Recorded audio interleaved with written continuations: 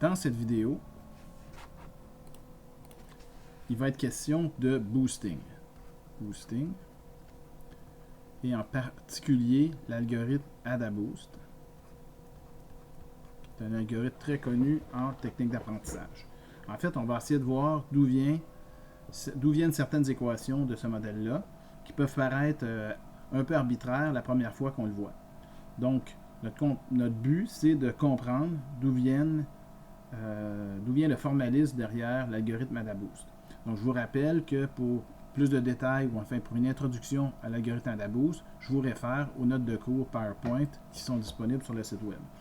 Donc, avant d'y aller, on va prendre un petit rappel sur c'est quoi AdaBoost. Donc, c'est un algorithme de combinaison de modèles. Donc, ça veut dire que le but de AdaBoost est de combiner plusieurs comme dans M modèles, plusieurs modèles qu'on va dire faibles. Par exemple, des modèles de classification faibles, ça pourrait être un modèle linéaire. Donc, c'est des modèles ou quadratiques. Mais bref, c'est des modèles qui ont peu de capacité et donc ils vont pas très bien marcher si on les prend tout seuls sur des données le moindrement complexes. Par contre, si on en combine plusieurs, bon, au final, on obtient un modèle qui est non linéaire, qu'on appelle AdaBoost. Donc, en leur donnant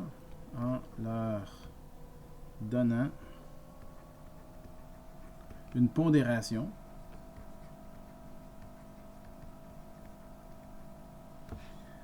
en lien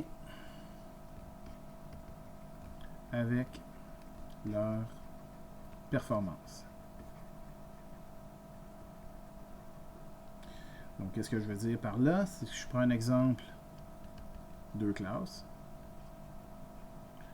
un classifieur de classes, ben, Y combiné, qui prend X en paramètre ici, ça pourrait être fonction signe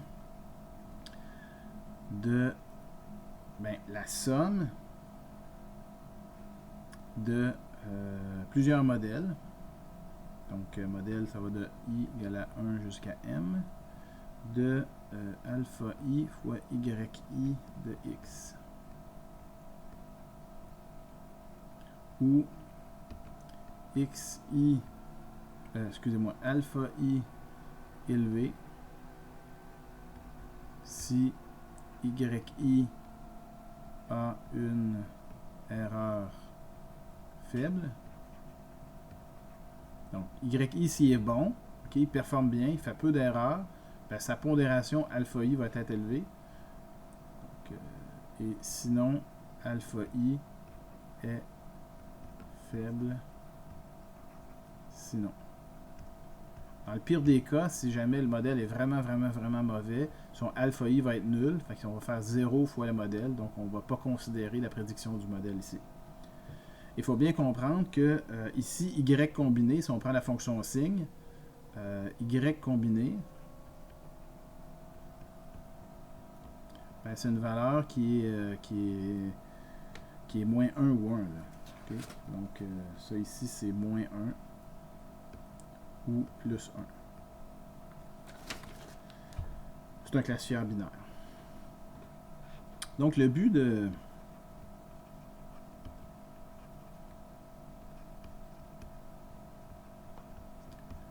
d'AdaBoost, plus formellement parlant,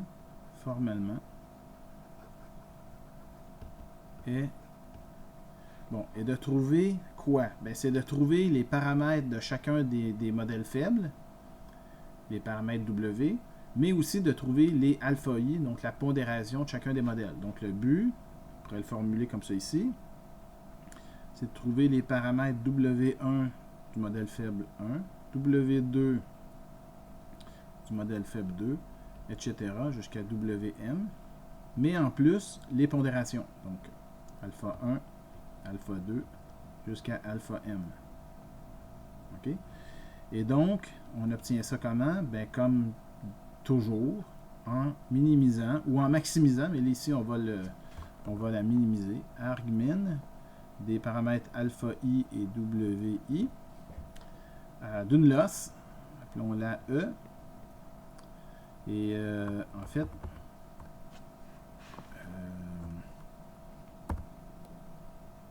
c'est ça, on va plutôt le formuler un peu différemment, on va dire la losse doit être, on va dire la somme de n égale à 1 jusqu'à grand N, la losse entre la prédiction de mon modèle combiné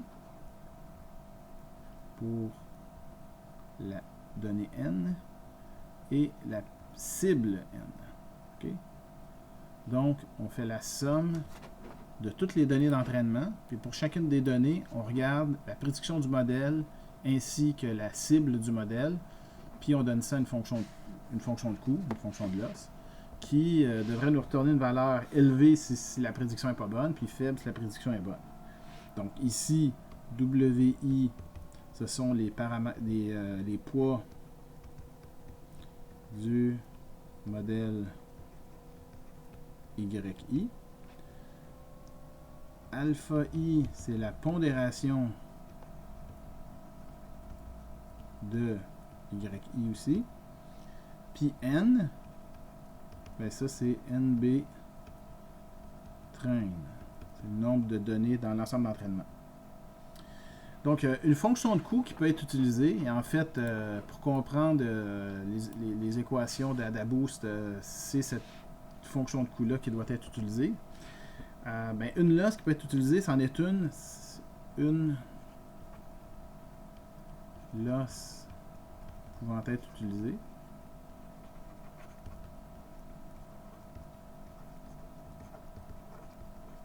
Est la fonction exponentielle.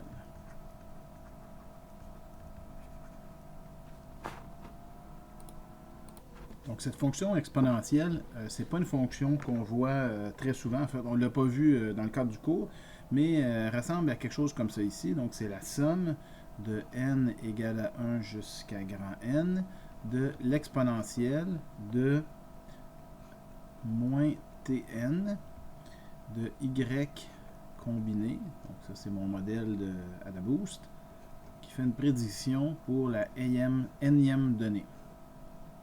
Donc on a où Tn c'est égal à moins 1 ou 1. Ok, donc ça c'est. Et y combiné aussi de xn, c'est également moins 1 ou 1.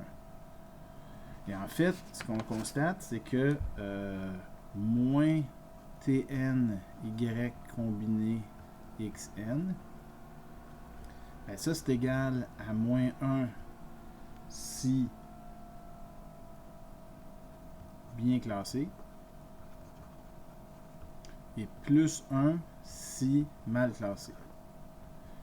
Parce que si c'est bien classé, ça veut dire que Tn et y combiné vont avoir le même signe. Donc, moins 1 ou plus 1 plus 1. Donc, moins 1 fois moins 1 ou plus 1 fois plus 1, avec un moins devant, ben, ça donne une valeur négative. Donc, ça veut dire que cette valeur-là, si toutes nos données sont bien classées, ben, j'ai une somme d'exponentielle de e à la moins 1. Donc, ça va me donner un résultat qui est plus faible que si j'ai juste des données mal classées. Si j'ai juste des données mal classées, mais là, ça va être la somme d'exponentielle de valeurs positives dans l'exponentielle. Donc, c'est un peu l'idée. Donc, on a ici une fonction de coût qui est effectivement de plus en plus faible au fur et à mesure qu'il y a plus de données bien classées. Donc, en ce sens, une fonction de coût qui est valable. Il y a une autre, donc ça c'est notre loss. Et il faut aussi garder en tête que AdaBoost, donc AdaBoost entraîne les classifieurs faibles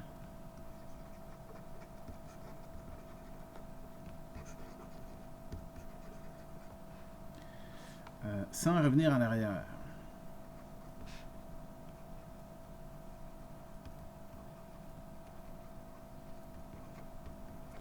C'est-à-dire que AdaBoost va entraîner un premier classifieur Y1. Donc, ensuite, va entraîner avec son alpha 1 associé. Ensuite, AdaBoost va entraîner Y2 avec un alpha 2. Et là, on va les combiner ensemble. Et une fois que ça c'est combiné, va entraîner un Y3 avec son alpha 3 jusqu'à arriver à la fin avec un YM puis un alpha M. Puis quand on est rendu à entraîner le Mème modèle, ben, tous les modèles qui précèdent ont déjà été entraînés et ne sont plus mis à jour, sont considérés comme étant des constantes. Donc, lorsqu'on arrive, lorsqu'on arrive à entraîner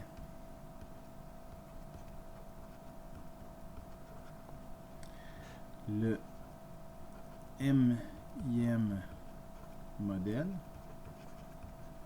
okay, donc ça c'est YM, ben, les classifieurs Y1, Y2 jusqu'à YM-1 ainsi que leur pondération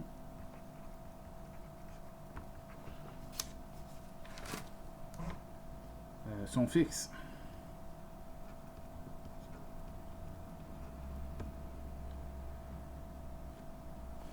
Donc, à la Mème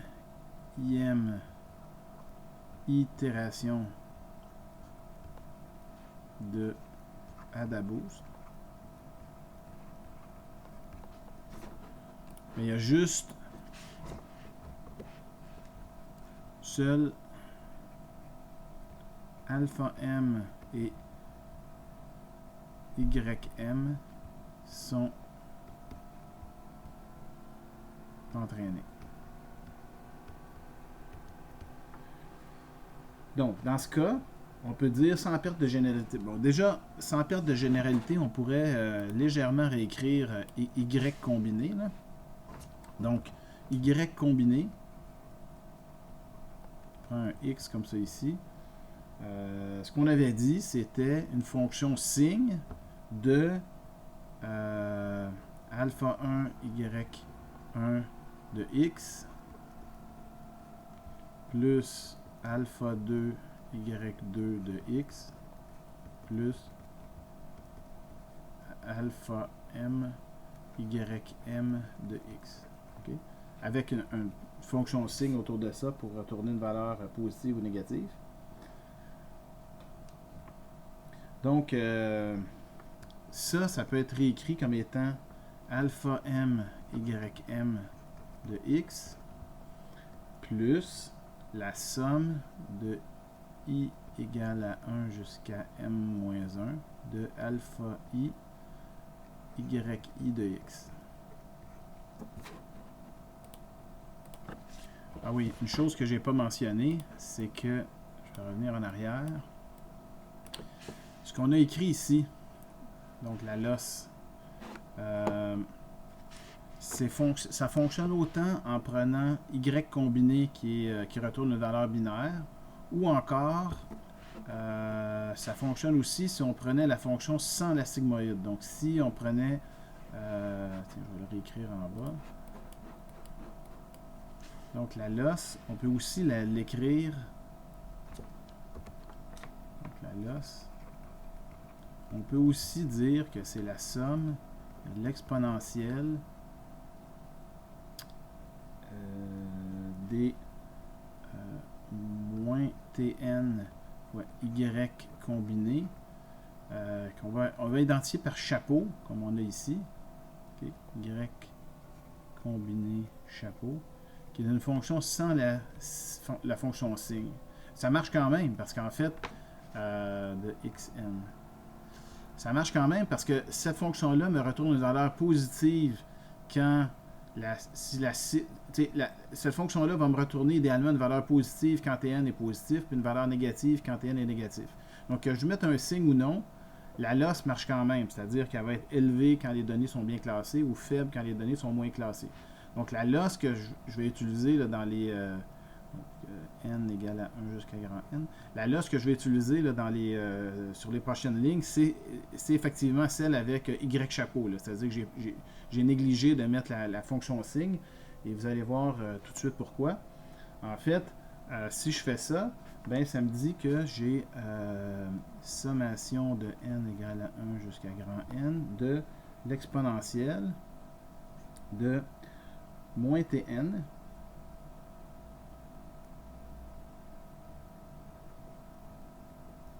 fois ce que j'ai écrit ici, là, alpha m ym de x moins Tn fois la somme de I égale à 1 jusqu'à m-1 de alpha I, yi de x, n, comme ça ici. Donc là, j'ai juste remplacé y combiné par la définition que j'avais donnée là. Et ça donne que cette chose-là ici, c'est constant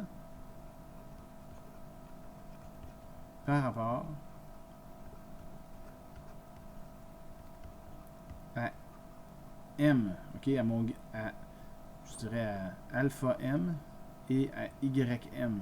Parce qu'en fait, à la m-ième itération, je vais vouloir réduire la loss de mon modèle combiné. Mais la seule chose que je suis capable d'améliorer à ce point-ci, c'est alpha m puis ym. Le reste, c'est gelé, ou en fait, ça a été pré-entraîné et c'est fixe. Donc ça ici, c'est une constante. Donc, l'exponentielle de la somme de deux termes, où un des deux termes, c'est une constante, ben on peut ramener ça comme étant somme de n égale à 1 jusqu'à grand N de bêta n fois l'exponentielle de moins Tn alpha m ym de x. Okay? Où ça ici, c'est une constante.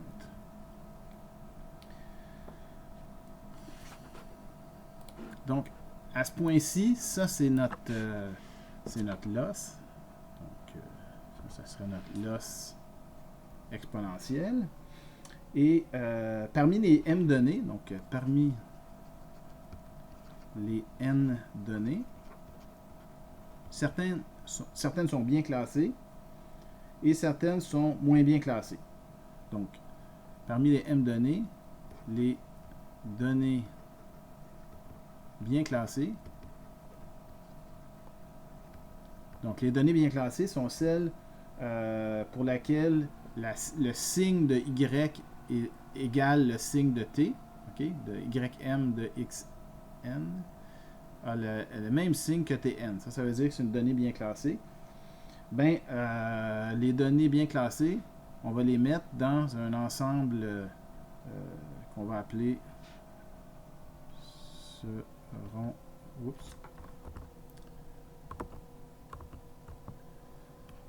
seront mis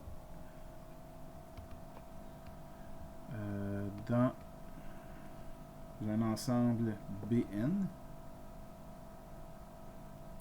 et les mal classés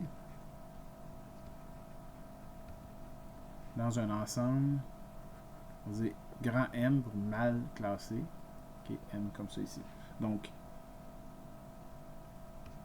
je répète, Bm données mal classées par ym, et notre modèle faible. Puis ça, c'est mm. Ce sont les données bien classées par ym. Okay, donc, on a deux ensembles.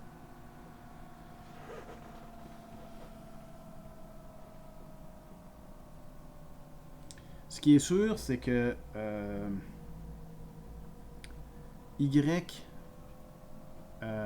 ym, c'est un classifieur linéaire. Est un classifieur binaire.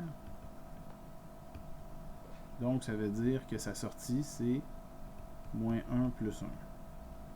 Donc là, on peut également dire, comme on a dit auparavant, que Tn fois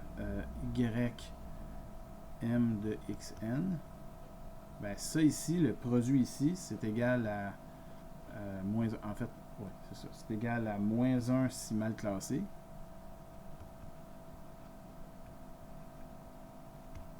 Et à plus 1 sinon.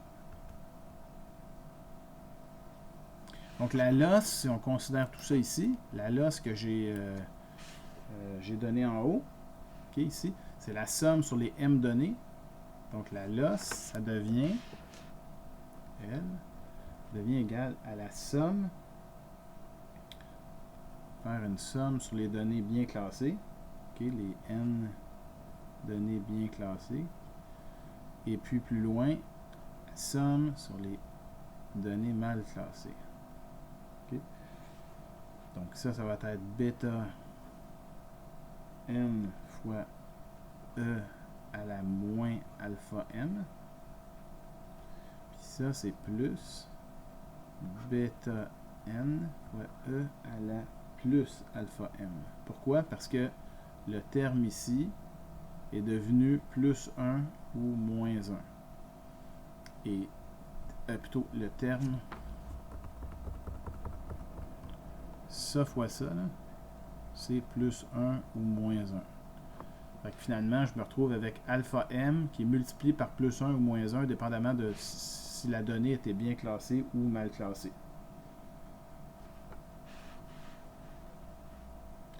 Donc ça devient ma loss.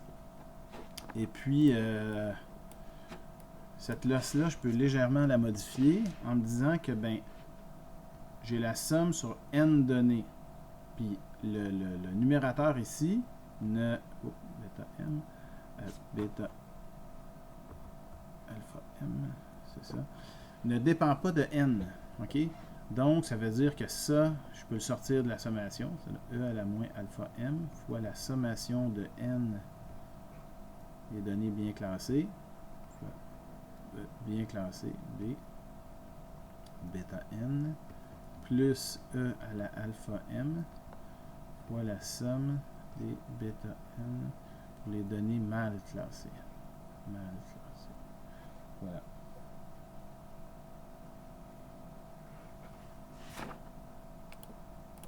Donc, ça c'est ma loss ici. Considérant que ben, l'ensemble de toutes mes données, c'est donc l'ensemble des données,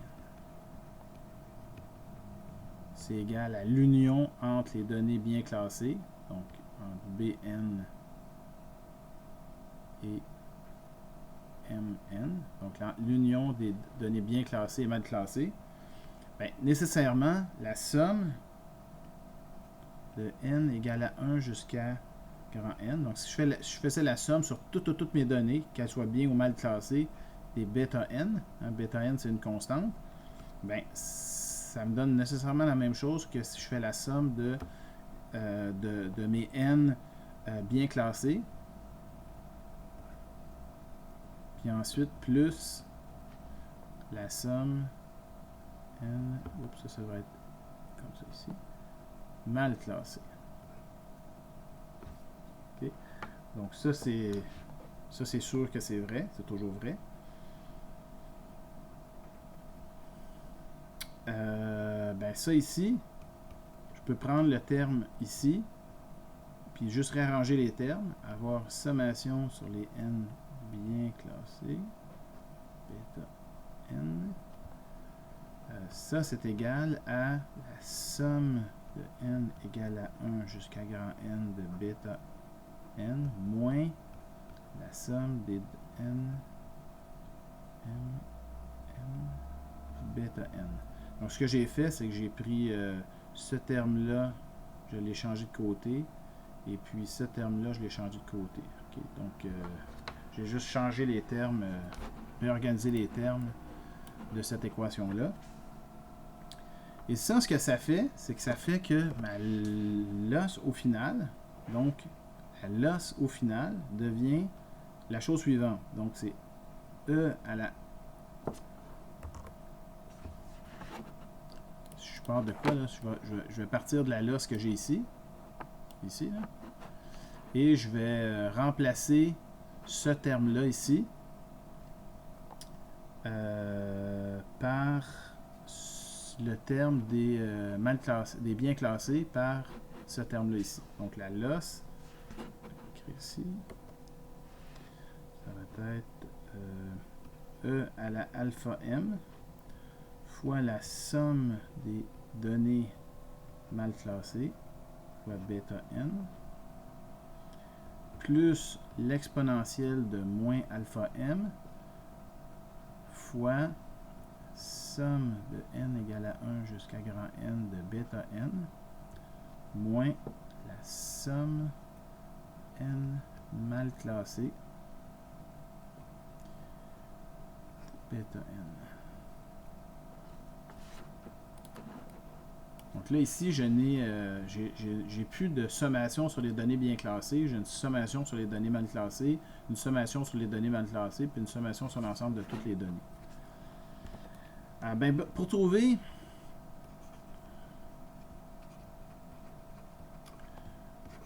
le meilleur alpha m, donc c'est celui qui minimise la loss, ce que je vais devoir faire, c'est de prendre la dérivée de la loss, puis par rapport à alpha m, et puis la forcer à 0. Donc, si je prends la dérivée de la loss par rapport à alpha m, ça va être, ça ici, la dérivée de e à la alpha m par rapport à e à l'alpha, ça me donne, ça ne change rien, c'est une exponentielle, fois la somme de n sur les données mal classées, bêta n, moins e à la moins alpha m, parce que la dérivée de e à la moins alpha m par rapport à alpha m, c'est moins e à la moins alpha m, fois ces deux sommations-là ici.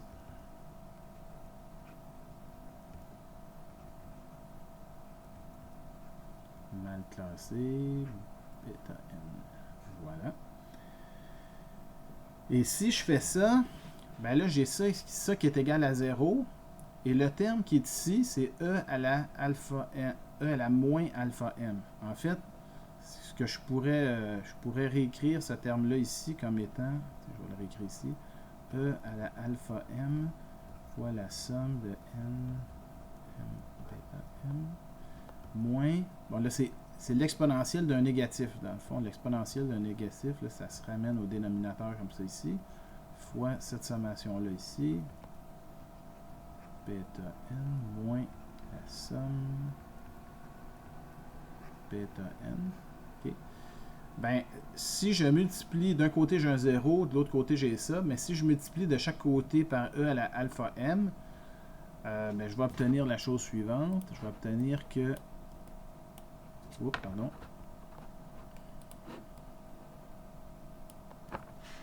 Je vais obtenir que 0 égale à e à la 2 alpha m, somme de n des données mal classées, moins ce terme-là ici, donc n égale à 1 jusqu'à grand N de bêta n, plus la somme des données mal classées,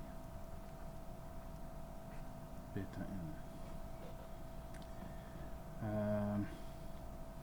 Ici, je peux à ce point-ci ramener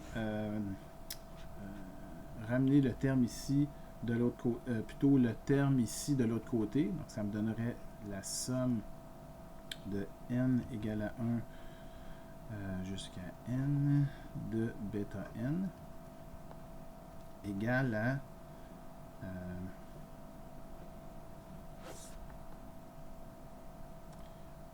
e à la 2 alpha m plus 1 fois la somme de n mn bêta n. Donc le terme qui est ici s'est retrouvé de l'autre côté, là. Et là, j'ai la somme sur les données mal classées, la somme sur les données mal classées, ben, je les ai mis en évidence devant une parenthèse. Donc, c'est tout ce que j'ai fait. Et là, je me retrouve, si je mets les sommes du même côté, je me retrouve à avoir 1 sur E à la 2 alpha m plus 1 égale à la somme sur l'ensemble des données mal classées m divisé par la somme sur toutes les données. Bêta n. OK. Ben ça ici, AdaBoost lui donne un nom. Puis AdaBoost appelle ça ici, là, cette ratio-là, il appelle ça epsilon m. Ben epsilon m, on peut voir que si j'isole le terme alpha m, en faisant quelques opérations algébriques, ça me donne la chose suivante, c'est égal à 1 demi fois ln de 1 moins epsilon m divisé par epsilon m. OK? Donc ça ici, c'est AdaBoost.